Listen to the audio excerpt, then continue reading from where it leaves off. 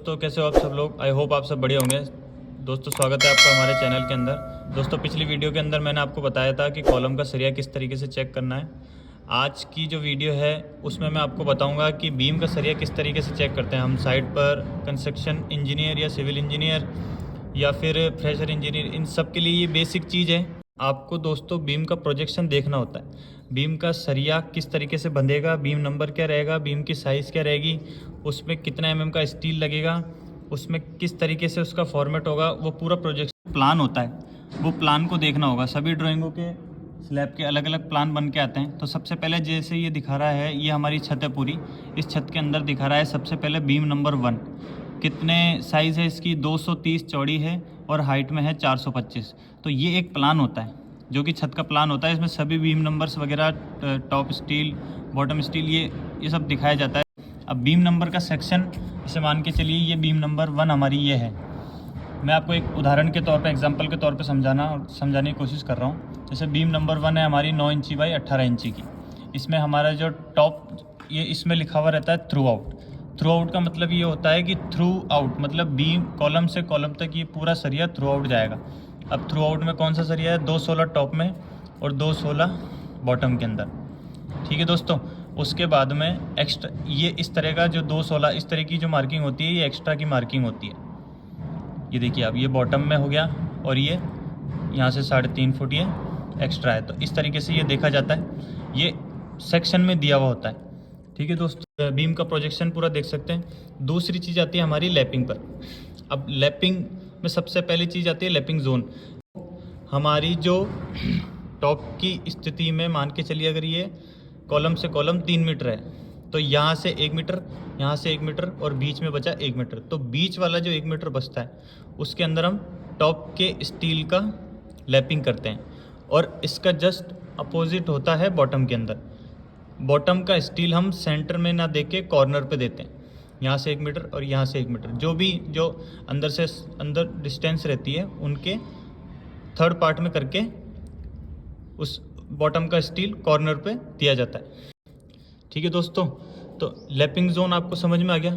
Lapping length हमारी वही 15D की, जो कि हम कॉलम के अंदर देते हैं। 20 mm का सरिया है तो 15 इंटू 20 मतलब कि 1000 mm।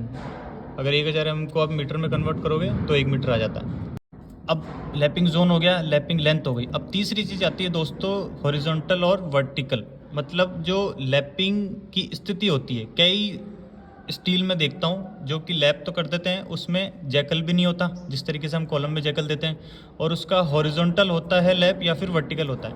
एक मतलब वर्टिकल होता है या फिर एक हॉरिजॉन्टल होता है। तो हमेशा हॉरिजॉन्टल को ही प्रिफर करते हैं क्योंकि लोड जो होता है वो ऊपर से आता है, ना कि साइड में से आता है। जब भी छत का लोड आता है तो हमेशा टॉप में से आता है, तो इसलिए हमें हमेशा हॉरिजॉन्टल को ही प्रिफर करना पड़ेगा।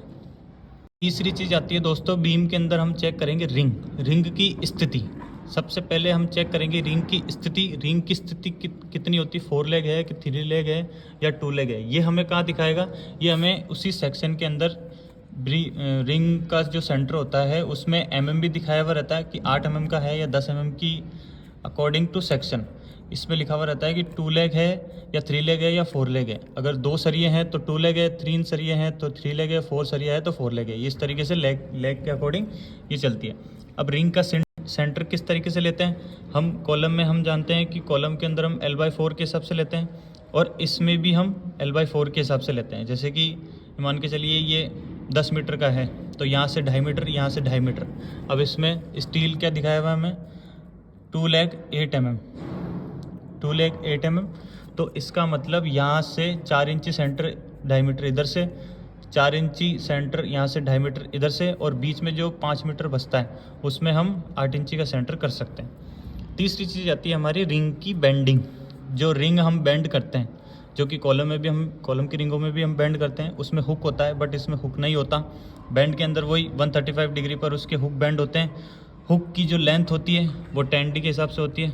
अगर 10 mm का रिंग है तो 10 इंटू 10 100 की अपनी लेंथ आनी चाहिए। अब चौथी चीज़ आती है दोस्तों हमारी पोजीशन, जो हमारी बीम के अंदर जो रेस्टिंग पोजीशन होती है स्टील की, जो हम टॉप का सरिया बॉटम का सरिया से बॉटम का सरिया जो जोड़ते हैं, इसमें मेन बीम कौन सी रहेगी और सेकेंडरी बीम कौन सी रहेगी। तो हमेशा इस चीज़ का ध्यान रखना दोस्तों, मेन बीम पर हमेशा सेकेंडरी बीम रेस्ट करती है। ये कई ऐसे सरिये वाले जो सरिया बांधते हैं, मैं सरिया वालों को देखता हूँ वो अधिकतर गलती करते हैं। मेन बीम के अंदर ही हमेशा सेकेंडरी बीम रेस्ट होती है, ये ड्राइंग में दिया हुआ रहता है। अगर ऊपर की तरफ से एरो है तो इसका मतलब वो वाली बीम मेन बीम पर रेस्ट होगी। अगर नीचे की तरफ से एरो दिया हुआ होता है तो वो बीम सेकेंडरी बीम पर रेस्ट होगी। तो इस रेस्टिंग का आप हमेशा ध्यान रखें। ये एक टर्निंग पॉइंट होता है जो कि अधिकतर इंजीनियर को या फ्रेशर स्टूडेंट को पूछा जाता है। ये सारी बातें मैं आपको बेसिक स्ट्रक्चर वाली बातें हैं जो मैं आपको अधिकतर इंजीनियर्स की तरफ से क्वेश्चन आता है।